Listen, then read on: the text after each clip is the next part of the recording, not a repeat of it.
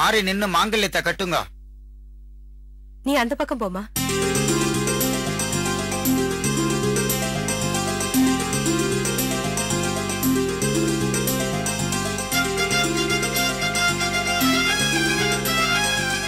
கட்டுடா. மாங்கல்யம் தந்துநானேன மம ஜீவன கர்த்துனா கண்டே வர்தானிம் சுபஹேதும் ஜீவ சரதாம் சதம். மாங்கல்யதாரணோ சுபமுகூர்த்தோஸ்து சுப்ரதிஷ்டிதமஸ்து. பெரியவா காலில் விழுந்து ஆசீர்வாதம் வாங்கிக்கோங்க.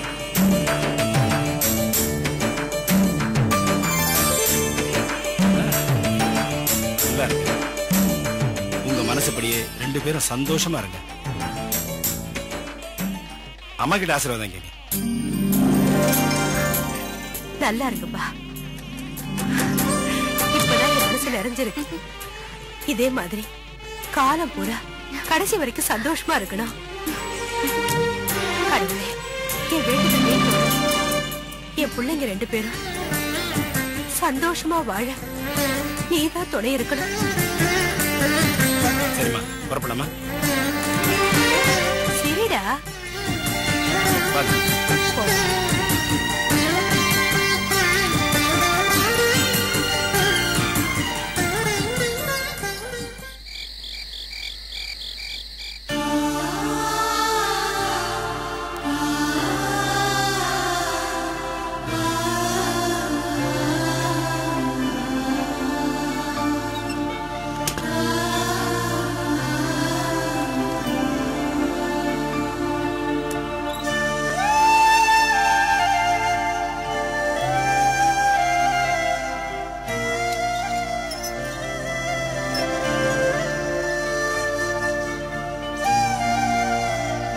ஸ்ரீமதி,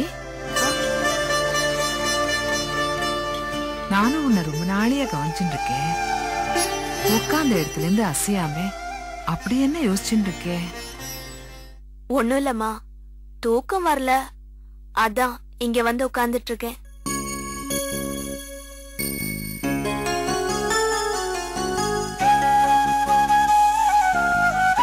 நீ என்ன யோசிச்சுட்டு இருக்கேன்னு எனக்கு தெரியும்டி.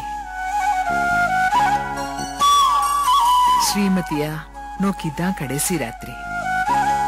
நாளையில இருந்து என் பொண்ணோட குழந்தைய நீ சுமக்க போறே, அதுக்காக ஆஸ்பத்திரிக்கு போனோம்.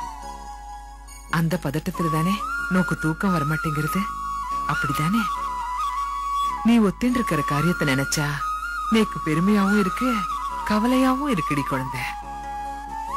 மறுபடியும் சொல்றேன்டி, இவ்வளவு சின்ன வயசுல உன் வாழ்க்கைய பத்தி கூட கவலைப்படாம இன்னொருத்தருக்காக தியாகம் பண்ற மனசு இருக்கே, அது எல்லாருக்கும் வந்துடாது. ஆனா உன்னோட அந்த நல்ல மனச நாங்க எங்க சுயநலத்துக்காக யூஸ் பண்றோம்னு. ஏம்மா இப்படி எல்லாம் பேசுறீங்க? நான் யாருக்காக செய்யறேன்? நம்ம கல்பனாவுக்காக தானே.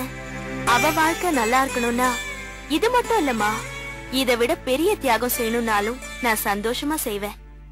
ஏன்னா இது என்னோட கடமைமா. அதனால தயவு செஞ்சு இப்படி எல்லாம் பேசாதீங்கம்மா. என்னம்மா அப்படி பாக்குறீங்க? நீக்கு என்ன சொல்றதுனே தெரியலடி. ஒவ்வொரு முறையும் உன்னோட பேசும்போது என் மனசுல நீ ஒசந்துட்டே போயிட்டு இருக்க. அம்மா ப்ளீஸ். சரி, நாளை யாருது, நான் போய் தூங்க போறேன். நீயும் ரொம்ப நேரம் முடிச்சுட்டு இருக்காம போய் படு.